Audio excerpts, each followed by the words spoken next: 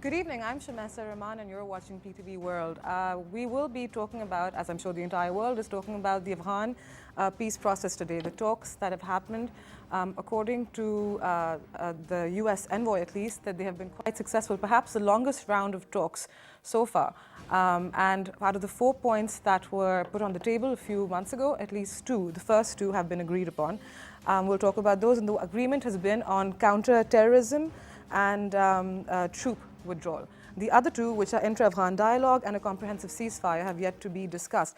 We will talk about this, but let's please keep one thing in mind, that from 2001 up to 2019, 18 years down the road, when we talk about the peace process, let's also never forget about the cost of war that has been paid in Afghanistan and de facto Pakistan, since it is our neighboring country. We're going to focus on the human cost and then put that in context with the peace talks. I'd like to introduce my guest today. I am joined by Haider Mehdi Sahab. He is not just a senior analyst, but an anchor person. Assalamu alaikum ji. Thank you very much for taking out the time. We're joined by former Ambassador Umar Khan Ali Sherzai Sahab. Assalamu alaikum ji. Thank you very much also. And we are joined by Dr. Adnan Bukhari. He's a foreign affairs expert and has a very good grip on the Afghanistan situation right now. Assalamu alaikum. Thank you very much. We'd like to start off the show by first actually showing you the tweets that have been sent out regarding the conclusion of the peace talks by the US Special Representative Zalmay Khalilzad.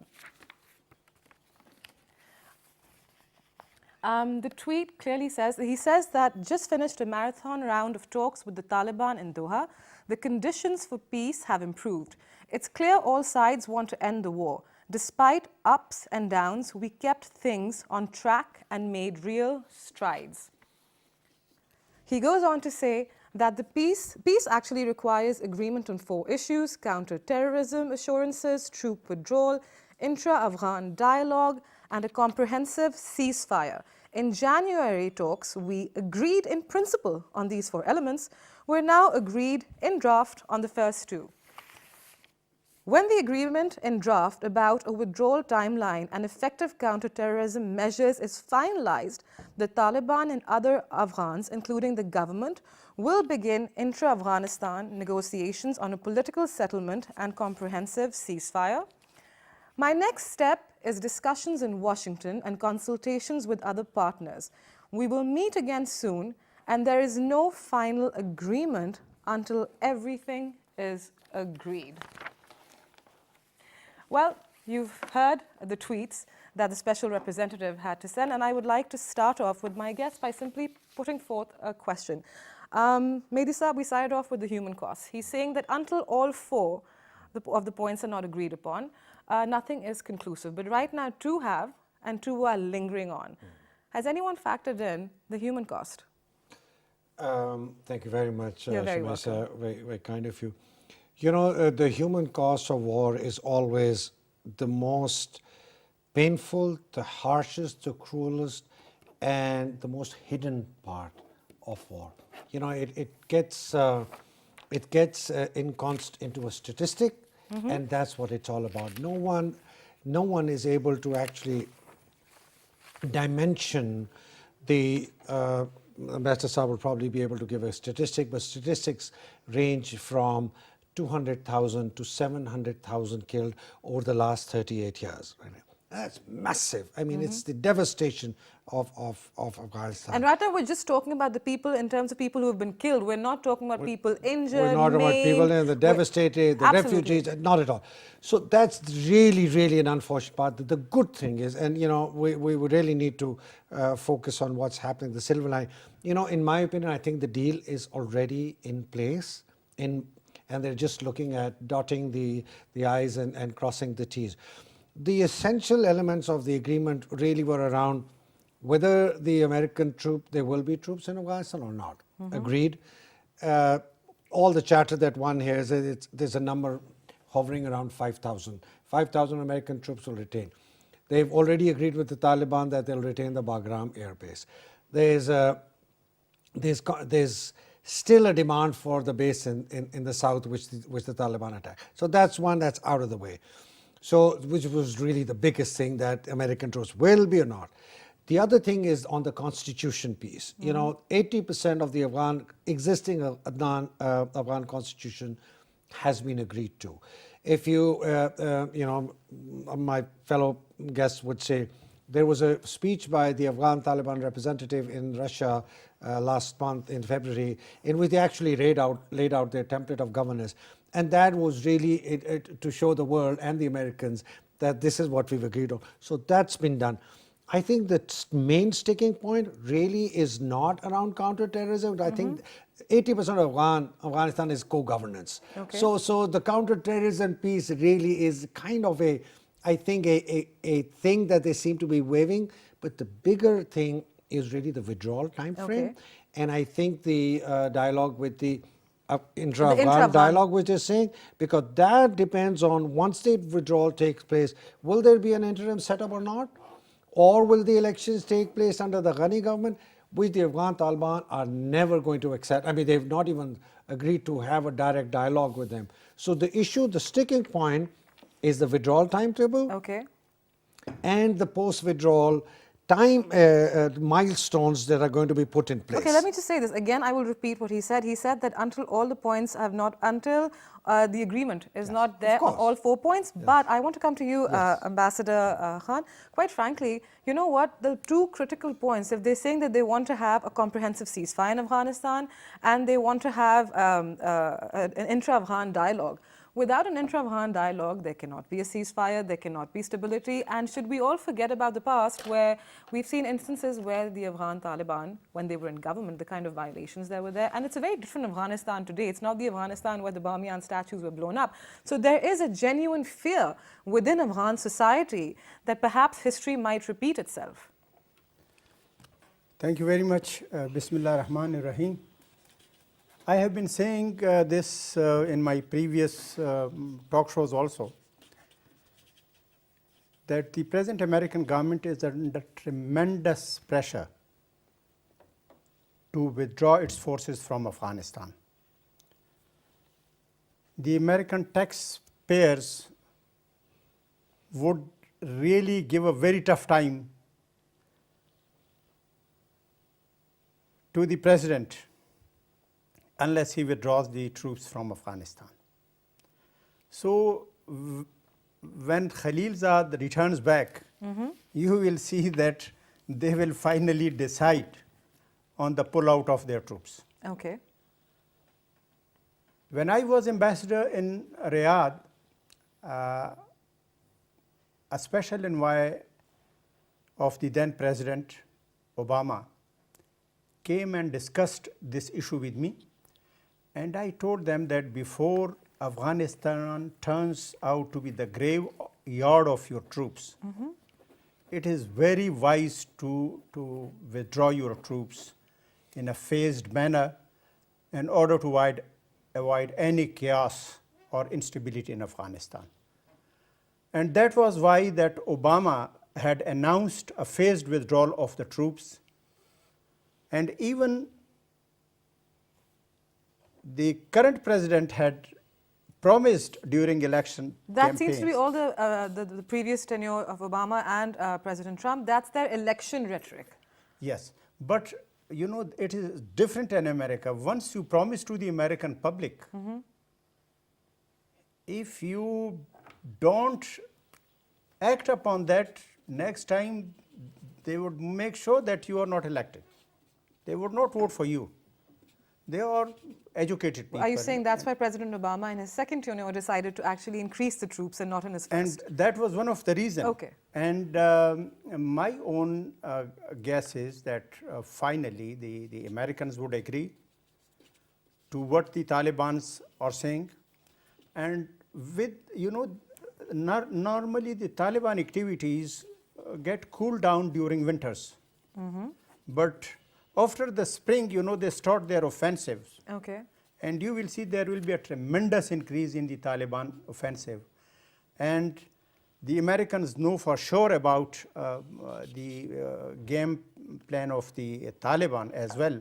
So they would try their level best that before the spring offensive, they reach to some kind of agreement with Taliban. Secondly, that as my colleague said, that intra-Afghan dialogue is impossible.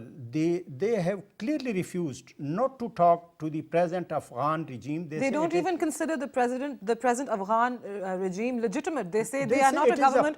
We do not want to talk to them. They call him a puppet. So what, Madhav, was my fundamental question. So what kind of peace will we have in Afghanistan when the Taliban are refusing to talk to the current Well, government then, because they do not consider it legitimate? Afghans are very intelligent people. If the matter is left to them to decide, they will decide it in a much better manner than others can impose on them. You know, whenever you try to impose your will on them, the Afghans react to it. So whether it is our country or America or anybody, they would not accept But the any current imposed. government is wanting to be a part of the talks. The current government wants to be Can I involved. just make a small Well, statement? frankly speaking, the current government is holding on to Kabul and some big cities, and that also with the full assistance of the American and allied troops. That's it. Otherwise, they cannot stay even for a single day. But I can how, tell. no, I'd like to come to you, Dr. Bukhari. How very convenient. I understand that sometimes one just has to deal with reality and not dream about something different. But the fact of the matter is how very convenient that the Americans go in 2001, displace a government for not giving up Osama bin Laden, put in a new government which they have funded, then try to make it work for 18 years, then go back to talking and then say, you know what, everything that was hellish, the way they had portrayed the Taliban as being the butchers, the largest butchers on the face of this, now they're willing to talk to them and they want to hand back Afghanistan, and the same Northern Alliance that was assisting them is no longer really required. Isn't that a bit too convenient, I would say? Thank you very much. No, I think the reality is not like that. Afghanistan has quite changed. Basically, if you look at Afghanistan before 9/11, I was talking about the way America seems Yes. to, you know, Yes.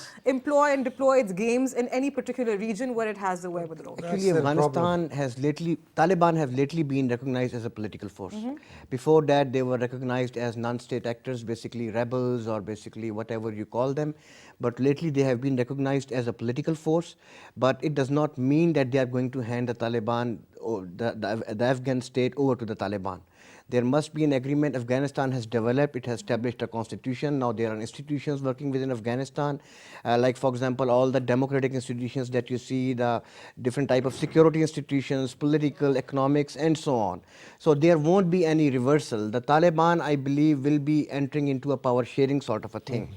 There won't be handing over of the Afghanistan to the Taliban, because if you look at basically what's going on in Afghanistan, right now there is not only resentment, but there is also a lot of fears within the Afghan society about, for example, the way the Americans are dealing with the Taliban, and in secrecy, in fact, and the people want the details to be known to them as well, including the Afghan parliamentarians are debating the same thing. The Afghan government is also complaining that they are sometimes not kept in loop about what is being discussed over there. So unless and until you don't take these, actually, the entire state and the society together, you see, there won't be Okay, I'm going to voice one opinion sustainable from, peace. I'll just give an example. I'll voice one opinion. When you talk about the Afghans, we can't just lump them as a whole, and we must understand their fears and their concerns. An Afghan woman, her name is Ghazal Habibyar, who I think until recently was a deputy minister. She says that she finds the talks quite alarming, because she says, I, like other Afghans, want peace, but when I heard of the deal, I recall the days when I wasn't allowed to go to school under the Taliban, and she said, I certainly don't want the same for my children or millions of other Afghan children. Can I comment You could on all that? please comment on this. I'd And like this to- is just one voice I'd that like I to, am... I'd like to comment on this. Because whether it matters or not, it is a voice, and to me it matters. Shumaisa, you know, we have to be real, okay?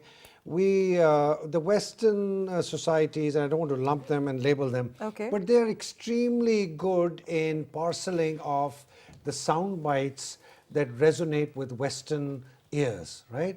Now, this lady Ghazala, and she's absolutely right, no one would want to go back to those days.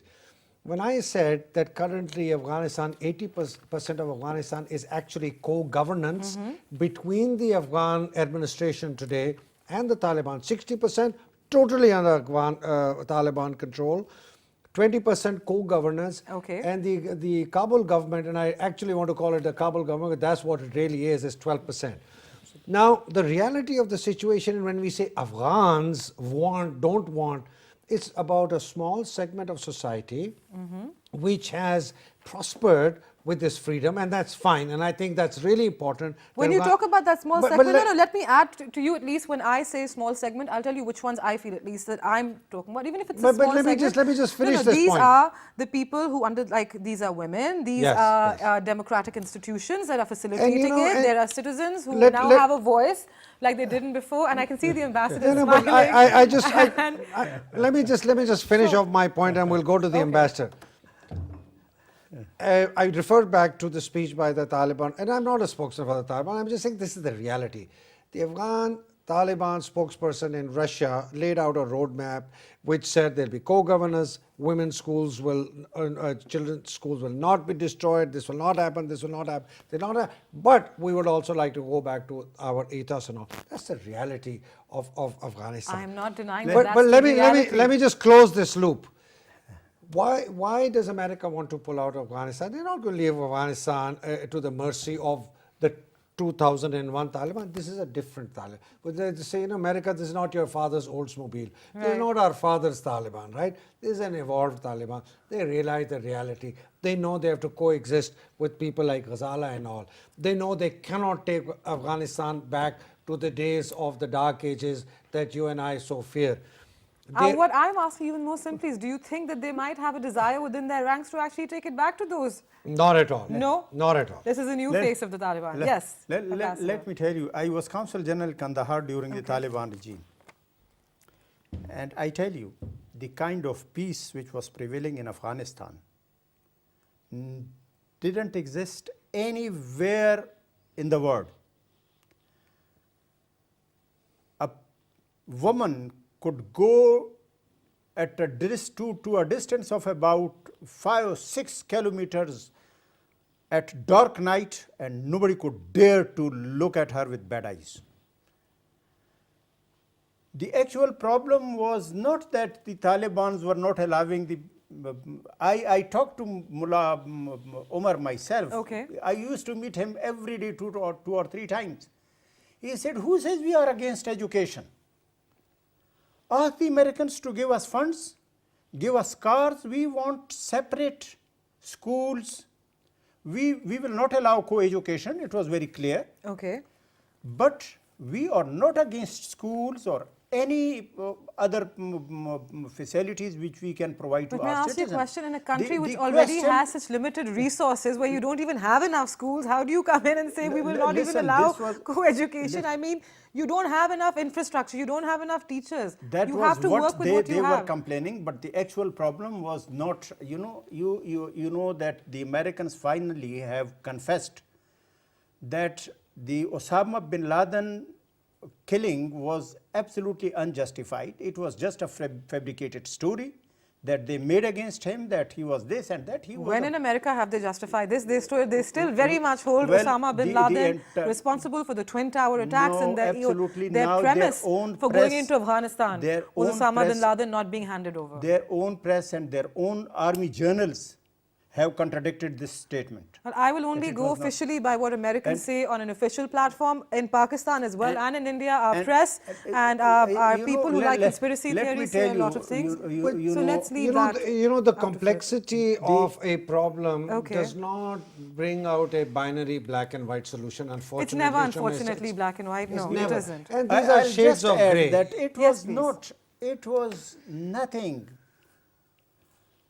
The only thing that the Americans were scared of, that the kind of garment that they had, that if it spills over to Pakistan and then to other countries, you know, there was a danger to their systems, and therefore they wanted to white up. So you were saying that fundamentally, as per your opinion, the government that was run by the Taliban in Afghanistan prior to the 2001 invasion was actually doing a pretty good job. Yes, absolutely. I was there. And Okay, they have been. that is your opinion, and that is valid, and I think it's very important. Also, for my viewers, it's important to understand all different opinions. And that was my opinion as Dr. a Bukhari, I representative of think that- Pakistan, not my, as a layman opinion. Not at I all. was No, representing the government of Pakistan. and I But have Dr. said- Bukhari and you as well, sir, both of you, I'd like to really ask you, if you look at the human rights records in Afghanistan prior to 2001, by no means was it a perfect government. I will fully agree to that because it is. I mean, I know we want to yes. glorify the situation not right just- now, and I yeah. understand that the reality is that we want No, peace. no, I don't think but we let's want to not. be- But let's not deny. Oh, what was- absolutely. This was probably Pakistan has suffered the most as a consequence of what happened in Afghanistan. I would like you to sketch I out, don't- both of you. I would like both of you, for me, within a few sentences, if you could sketch out what the human rights situation in Afghanistan was prior to 2001. Yeah. I'm not asking you to compare it to today. So- I just want a screenshot. Yes. Let me just give a one-liner here. please. That government actually, the type of image that they created basically, and they send it to the outside world basically, that of a barbarian religion sort of. That is what actually was. Have we projected. all forgotten about the beheadings in the stadium? Yes, exactly. So Should that is we- a should message we actually completely, like, for the disregard first and time the negate and world forget? it saw. was a terrible time. Because this was the first time basically in that way where these Islamists took over power, right? And the type of government that we saw over there in Afghanistan for 6 years. But Islam right? is about democracy. Islam is Exactly, actually about exactly. consensus from the people, and these people were running it as though it was a monarchy and a fiefdom. Yes. So my view is this, that the fact that a government like that was able to take over following the terrible period of the civil war that followed the first withdrawal. Right. Now you look at, you got to, if you You're putting it in context. Yeah, you You're have saying to don't take take it out into of context. So Okay. terrible civil war, massive killing, tens of thousands, hundreds of thousands, I don't know how many people killed. And suddenly this group comes in and says, stop. And suddenly, like the ambassador said, kidnapping stop, killing stop, all Poppy that. cultivation all stop. that stuff. However, the consequences of that fascist kind of hold, which did bring about a semblance of order Okay. to a completely disorderly society. People said, okay, thank God at least there is no killing. But look at what the consequences for the society were. Look at what the consequences for us were. An extremely exclusivist group from Saudi Arabia comes in, hijacks the government, and starts to talk about a khilafat, which will spread from ocean to ocean. They literally take over parts of Pakistan. They have a very they have an ear that listens to that kind of nonsense, and we lost in those 30,000. We've lost 100,000 people. Our society is devastated. It was FATA completely just disemboweled. Huh? So no one can defend. I mean, at least I cannot. I cannot defend that kind of. But having said that, But yet you are hopeful today. You I are saying am that this very- will not be that Sir, kind let of. me, the reason let I'm- me clarify I would like a different that opinion. it was not during Taliban's time that the FATA people were displaced. It was after that. as a consequence, as a consequence. It was after that that the Ashraf Ghani government and Karzai government came. Yes. That they sent their terrorists to FATA. Yes. And finally, it was the connivance of India and Afghanistan that the FATA people were displaced. Yes, yes, yes. It was not the Taliban. And I tell you, till the Taliban were there, Pakistan's that border was 100% secure. And let me tell you, there were lots of things that they did for Pakistan also. Okay. We certainly, we did lots of things and they supported us Yes. and took the responsibility. Let me tell you that, in our FATA, all the women, till today, they put on the burqas. Yes. Why the Americans should interfere with their cultural system? Why should anybody interfere with They anybody's had- cultural they had system? no bloody business. Yes. Why they should ask a government that you should allow the women to move without burqas and but they roam in America or in UK. Can I just interject here? Even in Pakistan, forget FATA, if you tell women that they can wear the kind of clothes that you could wear anywhere else in the world and roam around, no woman would actually be silly enough to think that she would go ahead and do that. Everybody is very aware of their cultural norms and values. And that was why, you know, if they had and been are you given telling me time, then the Karzai... I still bet on it. Okay. That it was absolutely such a government that everybody could do justice, could get justice within days. Their system was perfect. Nobody could dare to kill anybody. Nobody could deprive you of your valuables. So that is having a jirga sit down and make a decision. What about building institutions, Ambassador? What about if building institutions, a good government actually builds money. institutions? They had no money, nobody was supporting it except these 4 countries which recognized the Taliban. No other country was even ready to talk to them. Nobody was supporting them. I have a question to you. And before that, you know, they had suffered, you know, all those ravages of the Russian intervention. They had nothing. They were ready. I tell you, and it they was left me who most of conveyed Hanis the with messages. nothing. I'm just saying, I'm sorry, I don't think if you're saying that America cannot tell women in FATA or Afghanistan or anywhere in the world what to wear and what not to wear, are you telling me that the current government in Afghanistan has gone around telling women you cannot wear this and you cannot wear that? They have not gone around doing these things. Frankly speaking, the present government will do whatever the Americans tell them. It is a totally stooge of the Americans. Whatever the Americans tell them, they cannot say no to them. Well, the Taliban said they would never talk to the Americans, but here they are talking to them, Dr. You know, Bukhari. it is incorrect. They were ready to talk to Taliban. I conveyed the message. Okay. Before they attacked Afghanistan, Yes. I had met the American ambassador here. Okay. And I had told him that, listen, The they Taliban are ready to talk talk to you. But they had They're made already up their made up mind. their mind, yes. You know, there is always an excuse for an evildoer. Okay. You know, they wanted to do this evil, and for that they were fabricating lot of excuses. Okay. So then why has it been so hard, Dr. Bukhari, why has it been so hard to get the Taliban on the table? If they were always ready to talk, why have we spent so many years trying to just get them on the table to talk? Well, the focus was more on kinetic approach.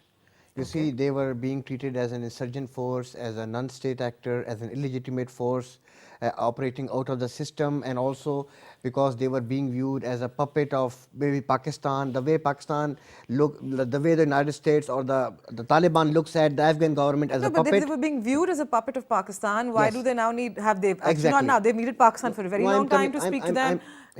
I'm coming to that. There's a dichotomy in what you're saying. Because everyone was viewing, both the actors were being viewed as a puppet of each. For example, the Taliban were looking at the Afghan government as a puppet of the United States, whereas the Americans and the Afghan government look at the Taliban as a puppet of Pakistan or Iran or Russia right now, something like that. So finally, after all these 18 years, when there has been a lot of power struggle, there has been a lot of kinetic approach, and it has seemingly failed because the United States or the West has so far spent $1,000 billion in Afghanistan, and we have come to basically nothing. Some says that this $1,000 billion plan for Afghanistan is much bigger than the Marshall Plan that was conceived for Europe post Second World War. If this had so been if this had been a Marshall Plan in the 19 years or 18 years that we've seen by now, Afghanistan would not be where it is today. Yes, exactly. Let's be very a clear lot about of money actually, well, how the money was spent is another debate. You see, how the money was spent, this $1,000 billion was spent is another debate. But what I am saying is that after all these efforts, and also because the Taliban are also tired of fighting, 18 years they have been fighting. Who is this new face of the Taliban that we're all talking about? This is not the old Taliban. Can I Yes, just, please, sir. You know, in fact, the Americans had underestimated the strength of the Afghans. They thought that they can overrun Afghanistan. Ambassador, with all due respect, anybody who has studied the history of this region will know for a fact that Afghanistan is one particular place which has not been conquered and governed. I mean, history says they this. made the mistake. You know, I had told them that it is very easy to get into Afghanistan. It's very difficult to very get out. difficult to get out. Right. This was what I told the American ambassador. they had underestimated the will of the Afghan people. Okay. They thought that like Iraq and Kuwait, they Afghanistan can. has never been that You way. know, that was the mistake that they made, and now they are repenting.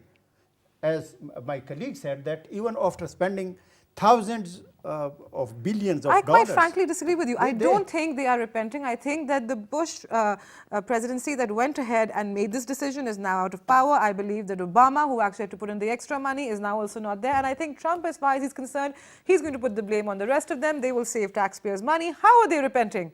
So here's my very simple. For them, view it's on this. business as usual. They are repenting because they are spending. Let me tell you, they have spent- I agree with the ambassador, and I'll tell you why. Listen, when they came in, their objectives were different. Okay, objectives have evolved and they've changed. When they came in, for them, South Asia was a big prize. It's wonderful. Soft underbelly of Russia, soft underbelly of China, next to a nuclear Islamic state, next to Iran. How wonderful for an American military presence in Afghanistan. But American sentiment, we must also remember, was very high at that point. So for very them high, to do and of something course- against and- somebody somewhere. Yes, for, and that's 9/11. how they always build up the rhetoric Okay. to do an action. To the ambassador's point, you know, one must remember that the Americans have actually, in the 100 years that they've been carrying out, they've had very few military successes. They've always been wrong in the way they've actually analyzed a situation. They were wrong in Vietnam, they were wrong in Korea, they were wrong. They're wrong in Venezuela, believe me. You see what's going to happen. They were wrong in Afghanistan, and They they're were wrong in they're wrong Iraq. in Kashmir. Iraq. Now, and Iraq and Syria clearly. No, But does that not make you question that perhaps if you look at their history, they know that they're not going to succeed? That's the point I'm trying But to let make me- to let me over just- here. let me But they're just trying give- to see what advantage they The can gain at advantage- that here's the particular point in advantage. time. You said 1,000 billion. Estimates range from 1 trillion, 1,000 If billion. you look at to Iraq, th- we talk about to- $1 trillion war. to I mean, three, to them, 3 trillion in Three- annually they spend $45 billion in Afghanistan. 45 billion for a listening post. Trump said, no way, not on my watch. Okay, I'm going to give you 10, maybe 15 billion. And his mandate to his commanders was, I want you out by December 2018. Now the new mandate is December 2019. Whatever has happened in the past is history. They feel comfortable enough with the Taliban now, and you know they're a very different Taliban to the Taliban that I the want to ambassador come has to got. that because the two. So hold on. I will come to you, And, Dr. and let me Ghani. just finish. If the manifestation of the co-governance by the Taliban in Afghanistan shows that this is the new Oldsmobile, this is not the old Oldsmobile. That's number one. The second thing is that the Taliban, like the ambassador said, they are also sick and tired, man. Everyone wants peace. They can't keep on fighting. You know, I mean, they can keep on fighting, but eventually, you know, someone's going to wear out. And it's not the Americans who are going to wear out in terms of finance and money. It's the people of Afghanistan. So there has been a give and take on both sides. The Americans said, okay, fine, we're good with you. You're no longer the You're no the longer the brigands. bad. You're no longer the bad Taliban. You're no Now longer you the are the bad good Taliban. Taliban. You're now the You good fit into Taliban. our And the definition. Taliban say, you know what? You can keep some troops in Afghanistan. Okay. We're okay with that. You can keep one base. We're okay with that. We will even take your money. That's the No. deal. We're happy to take your money. We're happy to take We're your happy to take your money. Yes, Dr. Bukhari. Absolutely, I totally agree with what you said. I think for once, like there's a consensus on this. No, actually, if you look at the entire process, after the overthrow of the Taliban, and they had the Bonn conference and then the Bonn agreement, basically, that was a very well laid out plan, basically. Had they followed that plan in letter and spirit, Yes. we would not have seen this insurgency and we would have seen a peaceful Afghanistan by now. But what happened is that because that Bonn process actually started with many pillars, but the purpose basically was to build institutions in Afghanistan. Under Taliban, there were no institutions. There were not even law enforcement institutions, no judicial institutions. Whatever you saw basically were sort of like a tribal and some sort of institutions like the Sharia institutions they created. That's why I said that's why justice was so expedited. It's a judge, jury, So jirga, and actually you're they done. started with it in the initial 4 years, 2002 to 2005. If you look at it, during which time they were able to formulate this. They were able to hold a Loya Jirga, then they were able to finalize a constitution, then a presidential election, and then a parliamentary elections. And then within that entire process, there was supposed to be raising the Afghan National Security Forces and everything. But what happened is that during that time, actually, the Americans went haywire. Actually, their focus shifted towards Iraq. And they went into Iraq, they in a way ignored Afghanistan, where investment was direly needed, especially in terms of reforms, in terms of putting in money. If you look at the level of insurgency during these 4 years, it was at an all-time low. For example, between 2002 to 2005, there was just 4 suicide attacks in Afghanistan. But in 2005, September onwards, to September 2005, because parliamentary elections took place in Afghanistan. From September 2005 to December 2005, there were 25 suicide attacks in just 4 months, basically. And then the insurgency started growing up in 2006. What about the fear? Then Okay. the insurgency took up in 2006. Then that actually started raising alarm within the West. And then they tried basically to roll back the insurgency by that time. With the surge. You see, the people in Afghanistan and overall, they have started becoming frustrated. And the Taliban started cashing upon that. And they started increasing the insurgency. So whatever good work they were trying to do, the Taliban were trying to undo the same thing. And that is why we see basically all that money So is now going what into they're trying to waste. do is they want everybody on the same page, they want everybody to work together, as you said, and they want a coalition. In this coalition, again, it's not just about women. What about the minorities in Afghanistan? We have seen them targeted as well. We've seen the Hazara community. So what happens? They all get representation. Shamesa, one can only go by what one sees, hears and reads, right? One cannot second guess a history. future. Pardon me? I'm saying history. doing a Yes, trend history is a analysis factor. is history, it's the past, it's the present, So, and then we do And I future think the trend. dialogue, sorry. Please. And I think the dialogue, really, when you said about the counterterrorism, Yes. you know, when the Taliban say we agree to 80% of the constitution, that's a substantive thing that they've.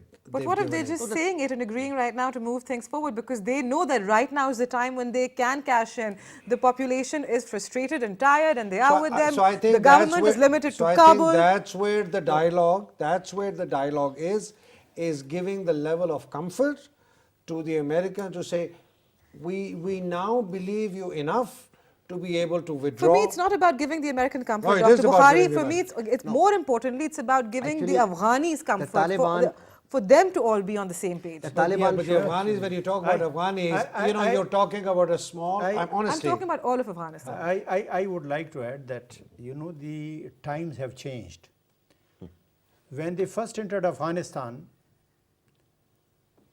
the Taliban had no contact or no outreach to the Russians. They had Chinese. no understanding with Chinese and lots of other actors. Qatar now, big player. Iran. Now the circumstances have changed. Now the Americans cannot behave in that independent manner that they used to behave, because there are counter forces. The Russians will counter them, the Chinese will counter them. So they have realized of late that now the game is going out of their hands. So now let's talk to the Taliban. Okay. So that's So what. I think they've in principle taken a decision to leave Afghanistan. To leave And Afghanistan. I would like Absolutely. Dr. Bukhari. Yeah, actually, if you look at Taliban, the Taliban have also evolved. That And is to what the I would positive like thing, right? to Now look actually at the discuss. Taliban. Look at the Taliban. Since long time now, I think 2009-10 onwards, if you look at their annual Eid al-Fitr messages that Mullah Omar had been churning out every year, basically on their Right. official website, he had been giving assurances While he was that living 3 Afghanistan. miles away from an American air base. Thank you. So he has been churning out messages that Afghanistan will not be allowed to be used against against the neighboring countries and others. So, and that's a good thing that Afghan Taliban have confined their struggle within Afghanistan. They have Okay. not taken it outside, right? That's one thing. Secondly, if you look at recently, Moscow format that they held basically in February, they invited everyone. You see, everyone was invited. Hamid Karzai was there.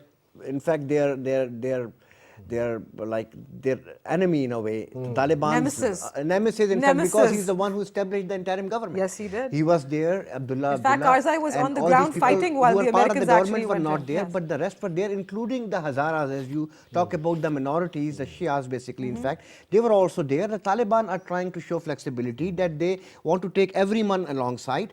You see, and another meeting of the format, the Moscow format, was supposed to be held in March this month as well. It has been delayed. You see. But it will be definitely held. So the Taliban at the same time are trying or have opened up the intra-Afghan dialogue right now. And you But- genuinely believe that this is an effort that they're making based on a more sort of peaceful Afghanistan. They want to take people on board. They want peace. Absolutely. There are two It's reasons not for just that. for power. Yes, there are two reasons for They that. have also realized their weaknesses. What were their weaknesses? Why the Afghans were against them? Now, like my friend said, that now the people of Afghanistan are totally frustrated and tired because the common Afghan is suffering so much. And now the Taliban have given them the assurances that we will not treat you harshly, we will look after you like our citizens. I would prefer it if they said we will not, instead of saying we will not treat you harshly, they were to say we will treat all Afghans equally. And I tell think you, that the would be final Taliban word will and I not have be to. able to exercise that power that they exercised before. It's going to be co-governance. The freedom and the openness and the institutions that have been built up. Absolutely. This They is not won't going to give a concentrate on, Taliban a free rein and say, you can do what you want. I think they will have to conform to the existing infrastructure, to the existing institutions, to the existing And to norm. collectively focus on Afghan And, nation building. Absolutely. Well, thank you very much for having taken out the time. It's Pleasure. always good to hear different opinions and to always be on the same page, which is what Pakistan says, that we are always, our initiative has always been to have an Afghan-owned, Afghan-led peace process, and we do want our neighbor to prosper because prosperity on the Afghanistan side translates into security on the Pakistani side. Thank you for watching. See you next time.